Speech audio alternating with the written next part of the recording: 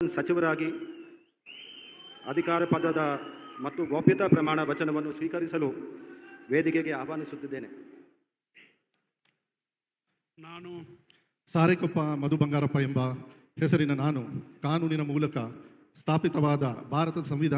ಸಂವಿಧಾನದ ವಿಷಯದಲ್ಲಿ ನಿಜವಾದ ಶ್ರದ್ಧೆ ಮತ್ತು ನಿಷ್ಠೆಯನ್ನು ಹೊಂದಿರುತ್ತೇನೆಂದು, ನಾನು ಭಾರತದ ಸಾರ್ವಭೌಮತ್ವವನ್ನು ಮತ್ತು ಅಖಂಡತೆಯನ್ನು ಎತ್ತಿ ಹಿಡಿಯುತ್ತೇನೆಂದು ಮತ್ತು ಕರ್ನಾಟಕ ರಾಜ್ಯದ